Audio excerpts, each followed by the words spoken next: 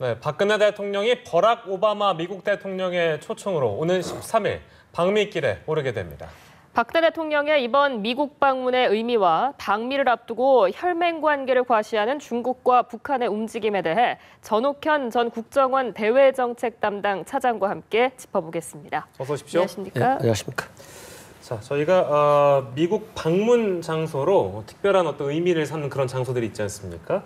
미국 방문의 의미를 좀 짚어보겠습니다. 먼저 펜타곤 건물을 이번에 방문한다 이렇게 알려지고 있는데요. 사진을 먼저 보면서 설명을 해드리죠. 지금 이제 저희들이 사진으로 준비한 사진, 바로 저 사진이 그 미국의 펜타곤인데요. 15일에 미국을 방문해서 미국 국방부 펜타곤 건물을 전격적으로 방문을 합니다. 이게 그러니까 우리나라 대통령이 미국의 펜타곤을 방문한다는 것은 어떤 의미가 있는 건지요? 이제 역사적으로 보면은 그 이명박 대통령 때 2011년에 한번 방문했고, 예. 이번에 이제 두 번째 방문인데, 우리 뭐 시청자분들께서도 잘 아시다시피 펜타곤 하면 예. 미 국방 정책의 이 상징 근무 건물이 아니겠습니까? 예. 즉 미 국방 정책과 미국의 국제적인 국제 안보, 군사 모든 정책을 총괄 결정해서 예. 집행하는 것이다. 즉 예. 우리나라 같은 경우는 국방부하고 3군 본부가 따로 떨어져 있잖아요. 예. 근데 미국은 이 펜타곤이라는 건물 안에 미국 국방부하고 육해공군 본부, 그다음 합참이 같이 있습니다. 그래서 거기서 모든 군사 정책과 전략을 총괄적으로 논의하는 세계 경찰국가 역할을 하는 바로 총사령부 역할을 한다. 예. 여기에 방문한다는 것은 한반도에 있어서 현재 북한의 핵 미사일 위협이 가장 위험한 시기에 이르렀다고 지금 판단하고 있지 않습니까? 북한 핵 문제 때문에. 예. 이럴 때 한미 동맹의 상징이 바로 뭐냐? 대북 억지력을 어떻게 효율적으로 행사할 것이냐. 이 한미 동맹을 결속체 역할을 할 수 있는 결정을 하는 곳이 바로 저기거든요. 그래서 우리 이명박 대통령 때도 탱크룸을 방문해서 예. 거기서 미 군사 정책 입안자들이 한반도 안보 상황과 이 세계적인 안보 현안에 대해서 브리핑을 했거든요.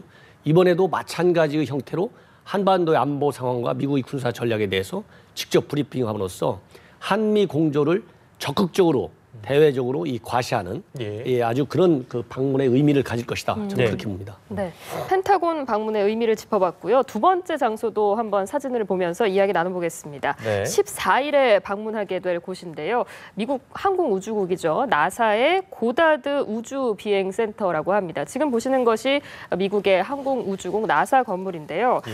나사를 현직 대통령이 방문하는 건 두 번째고 또 50년 만이라고 합니다. 또 박근혜 대통령이 방문하는 데 있어서 특별한 의미도 있다는데 어떤 것이 있나요? 예, 그렇습니다. 이제 앞에서는 펜타곤 같은 경우는 이제 이명박 대통령에 의해서 두 번째. 예. 이번 나사 이 고다드 센터 방문은 이 박 대통령의 부친이신 박정희 대통령이 나사를 방문한 이후에 예. 두 번째. 아. 1965년도에 방문했으니까 예. 꼭 반세기 만에 이제 처음 방문하시는 거거든요. 네. 이제 어떤 의미를 갖느냐?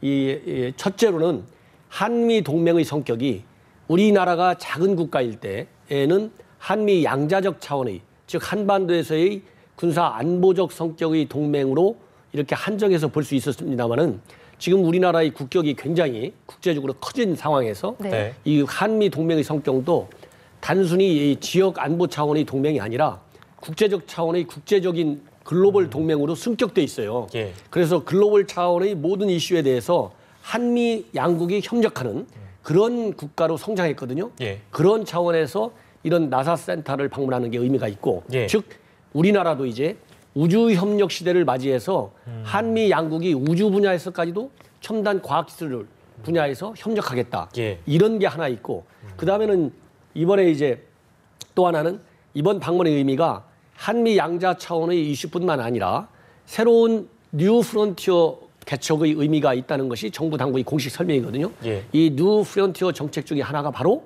우주 분야다. 그래서 이번 방문을 하는데 고다드 센터는 뭐 잘 아시다시피 미사일 발명을 한 사람의 이름을 따서 고다드 센터라고 이렇게 명명을 한 것처럼 예. 우리나라도 이 미사일 사거리도 과거에 MTCR 이런 조치를 통해서 사거리가 한 800km로 굉장히 늘어났지 않습니까? 예. 그래서 이런 이 우주 분야에서 우리나라도 이제 항공 산업이 굉장히 발전하고 있거든요. 예. 그런 분야에서 한미 간의 새로운 협력 분야를 개척하는 그런 상징적 의미가 있다 이렇게 볼 수 있습니다. 네, 그 의미에 대해서 짚어주셨고요. 박근혜 대통령의 세 번째 방문지 준비해봤습니다. 일단 사진으로 좀 만나보시죠. 우리에게 뭐 그냥 익숙한 장소라 가지고요. 백악관입니다. 백악관인데 16일에 방문을 해서 백악관에서 네 번째 정상회담을 하게 됐는데요. 일단은 뭐 이 장소보다도 의제가 무엇이냐? 열병식 이후에 대북 정책이라든지 혹은 북핵 문제 이런 것들이 좀 더 강한 차원에서 메시지가 나오지 않을까. 우리 차원에서 이렇게 기대를 하고 있는데 어떤 것들이 의제로 이제 다뤄지겠습니까? 이제 그게 우리 한미의 동맹의 결속 의지를 과시할 수 있는 양자 차원의 큰 이슈가 예. 북한 문제, 북한 핵 문제다. 그래서 이 북한 문제로서 가장 큰 것은 현재 통일 문제지 않습니까? 왜냐하면 과거에는 통일 문제를 다루는 그 예민성을 감안해서 네. 우리가 남북 양자 차원에서 어떻게 통일 문제를 설정해서 다뤄야 할 것이냐 이 큰 틀에서만 원칙적인 방향에서만 논의가 됐지 네. 이게 국제적인 이슈로까지 이렇게 글로벌 이슈 중에 하나로다가 우리가 내세워서 전면에 내세워서 다룬 적이 별로 없습니다. 예. 그런데 이번에 한중 정상회담을 통해서 통일 어젠다라고 하는 것을 하나의 우리나라가 대외적으로도 공감대를 얻는 속에서 추진해야 되겠다. 예. 이런 바탕 위에 깔아놨거든요. 예. 그래서 두 번째로 이제 이 통일에서 가장 중요한 영향력을 행사하는 미국 대통령과 통일 문제를 어떤 수준이 됐든 반드시 논의하지 않을 수 없는 환경이 됐거든요. 네. 그래서 북한 문제의 핵심은 이 통일 문제. 통일 문제. 그 다음에가 이제 이 통일을 왜 해야 되느냐? 북핵 문제가 현재와 같은 방법으로는 다뤄질 수 없다. 북핵 문제를 다룰 수 있는 가장 어렵고도 또 거꾸로 쉬울 수 있는 방법이 통일이다. 이렇게 대통령이 말씀하셨어요. 예. 그래서 이런 북핵 문제를 육자회담의 틀 안에서는 어떻게 다뤄야만 예. 의미 있는 북한의 비핵화를 달성할 것이냐.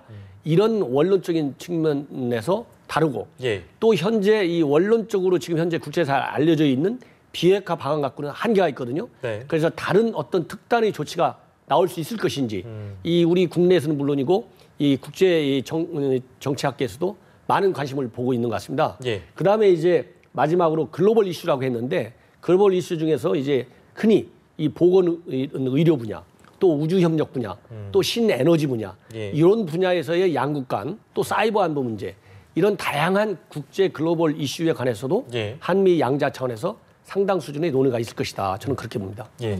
관심을 모으는 부분이 TPP에 관한 논의 그리고 사드 배치에 대한 논의가 이루어질 것이냐 이 부분에 대해서는 어떻게 전망하십니까? 그렇습니다. 이제 TPP하고 이제 사드는 특히 이제 한미 양자 차원의 문제인데 하나는 중요한 것이 안보에 있어서 어떻게 보면은 가장 핵심적인 이슈 중에 하나입니다. 그래서 북한의 핵 문제가 지금 굉장히 민감한 상황에 와 있기 때문에 예. 기존에 우리 한미 양국이 가지고 있는 억지 체제로서는 이런 북한의 핵 미사일 이게 굉장히 고도화되고 있기 때문에 이 제어하기, 요격하기가 굉장히 어렵다. 그래서 사드 문제가 지금 작년서부터 굉장히 수면으로 부상해 있는데 예. 우리 정부는 지금까지 3노 정책 예. 전혀 논의하지도 않고 결정하지도 않고 뭐 토론하지도 않고 제안도 없었다 뭐 이런 얘기를 하고 있는데 예. 이런 일관된 입장을 견지하고 있는데 이번 정상회담의 성격은 우리 대통령은 앞으로도 2년 반 이상이 남아있지만은 예. 오바마 대통령은 1년 한 4개월밖에 남아있지 않습니다. 그렇기 때문에 사실상 오바마 대통령과의 양자 정상회담 워싱턴에서 이거는 이번이 이제 거의 마지막일 확률이 굉장히 많기 때문에 예. 그리고 오바마 행정부도 사드에 대한 이런 관심을 예. 상당 수준 갖추고 있으나 여러 가지 측면을 고려해서 표면적으로 강력하게 우리한테 요구는 하고 있잖아요. 예. 이렇게 민감한 이슈이기 때문에 예. 이번 한미 이 오바마 정상과의 정상회담이 사실상 마지막이라는 측면을 고려해서 이번에 어떤 형태로든지 더군다나 우리 국방장관이 직접 수행하고 가거든요. 예, 예. 그리고 우리 한반도 이 안보 위기 국면을 돌파할 수 있는 첨단 이런 요격 체계가 바로 사드이기 때문에 예. 어떤 형태로든지 반드시 논의를 해야 된다. 저는 그렇게 보고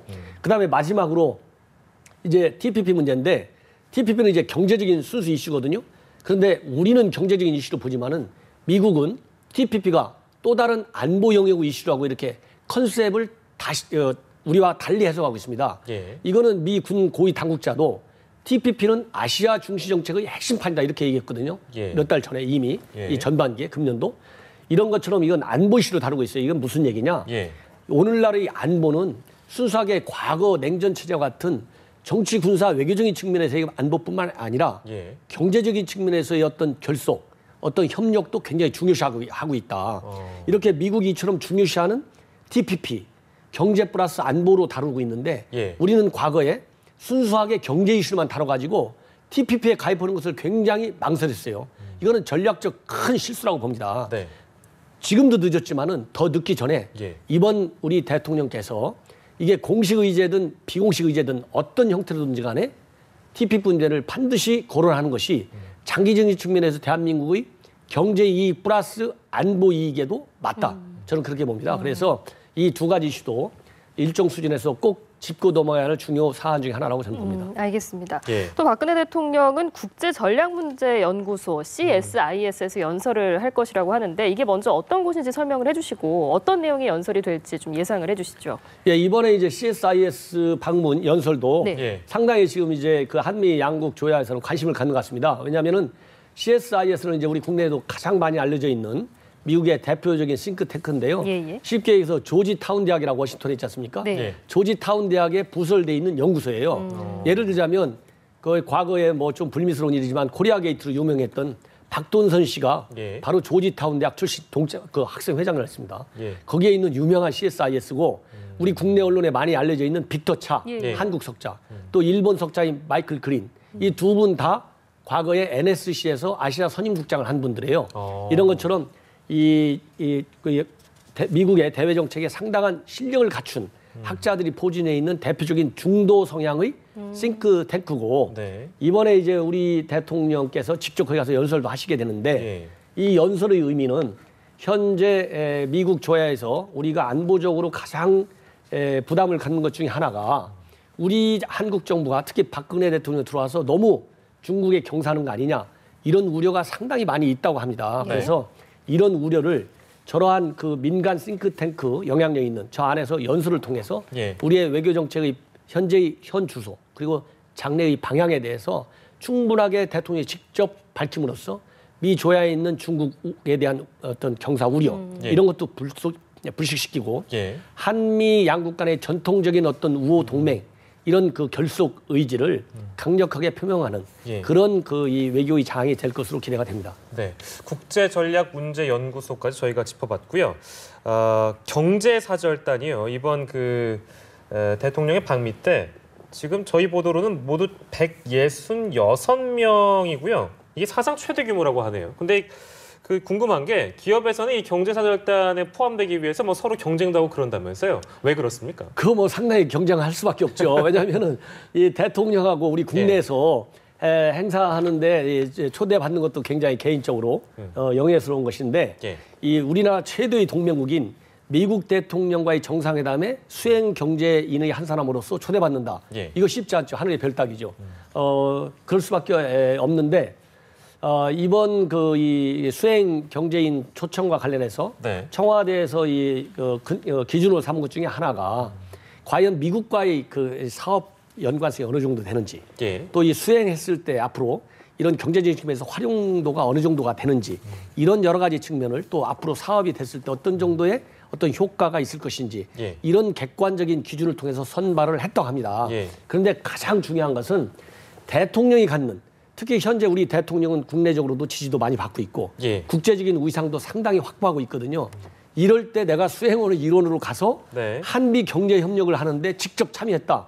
이렇게 되면 그 하나가 국내외적인 그 기업의 신인도, 이 신뢰와 그 기업의 영향력, 예. 즉 경제적인 경쟁력이 갖춰져 있다는 평가를 직접 받게 된다. 네. 그런 측면에서 국제적으로 한미 관계뿐만 아니라 네. 국제 시장에 진출할 수 있는 비즈니스 네트워킹을 하는데 네. 상당한 큰 도움을 준다. 이것이 이 어느 기업에서나 꼭 참여하고 싶은 요인 중에 하나가 될 것이고 예. 대신 이제 부담이 되는 것은 그런 기업인들이 참여를 한 것만으로서 그렇게 자긍심과 명예를 갖는데 만족해서는 안 되고 예. 특히 이제 우리 국내적으로 현재 그 청년 그 일자리 창출이 국가적으로 큰 과제가 돼 있고 예. 또 경제 그 활성화를 해야 되잖아요. 예. 여기에 기업인들이 진짜 사심을 버리고 우리 국내에서 문제되고 있는 기업에 예. 여러 가지 문제점이 있지 않습니까? 이런 것이 자기가 이런 자긍심과 명예를 그런 이 국내 경제의 어려움을 해소해주고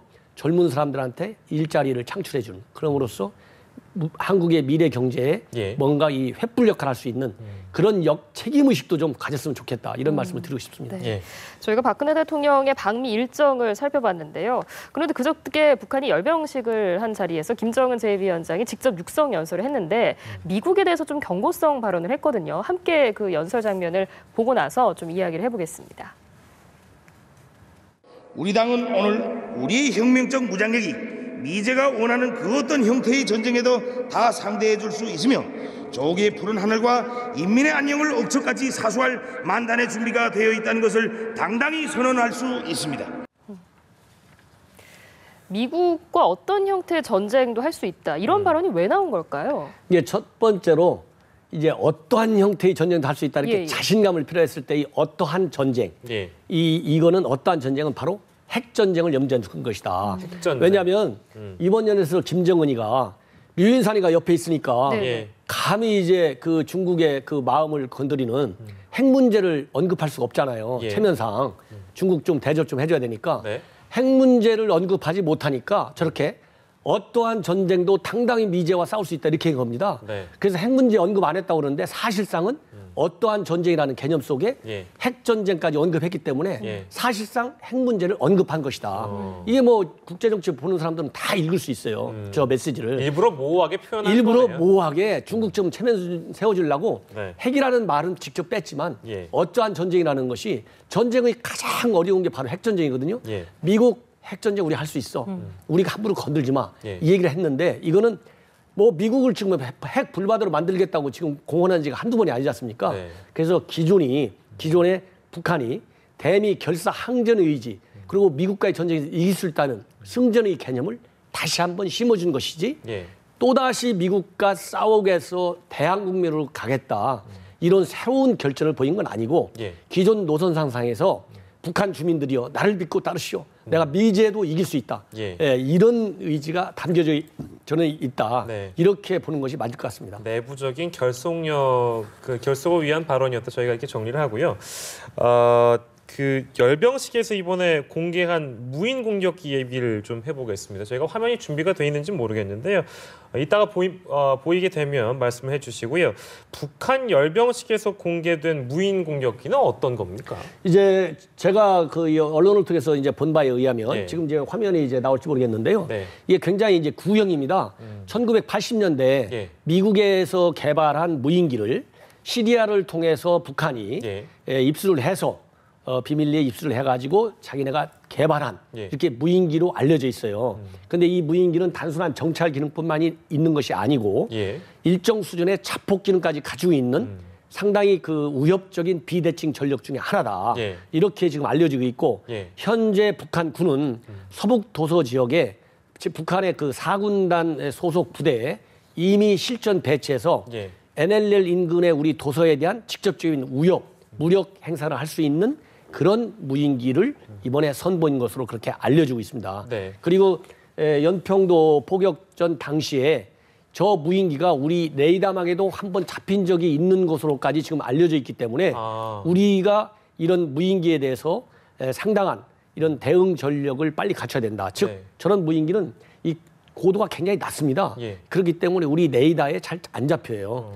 그리고 상당한 그 자폭 기능도 있기 때문에 예. 굉장히 위협적일 수 있다. 예. 이런 거를 우리가 염두에 둬야 될 것 같습니다.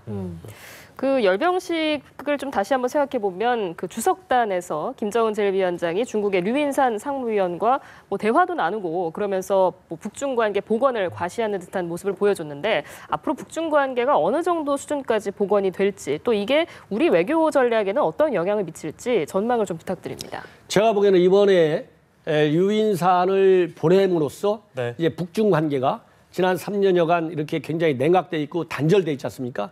이것이 과거와 같은 전통적인 북중 우호 동맹 관계로 다시 복원될 가능성이 굉장히 농후해졌다 이렇게 봅니다. 예. 왜냐하면요 한두 마디 우리가 굉장히 관심 있게 봐야 할 측면 중에 하나가 이 김정은과 시진핑 둘이서 한 얘기 중에 하나가 이 혈맹을 앞으로 계속 발전시켜 나가자 했어요. 네. 그리고 중국이 대북 정책에서의 16자 방침이 기본 원칙 중에 하나거든요. 네. 예. 즉 과거의 전통을 개성하고 네. 미래 지향적으로 해서 설린 우호와 현역 관계를 강화해 나가자. 예. 이 16자 방침을 강조했고 특히 시진핑 주석이 뭐라고 얘기했냐면은 앞으로 북중 관계를 전략적이고 장기적인 안목에서 발전시켜 나가겠다. 네. 그리고 북한의 인민 경제 생활 향상에도 노력하겠다. 이런 얘기를 했습니다. 이 얘기는 결국은 최정점에 김정은의 방중 또는 시진핑의 방북을 염두에 둔 포석이다. 이렇게 보고 예. 결국은 북중 정상회담을 통해서 예. 양국 관계를 정상화해가지고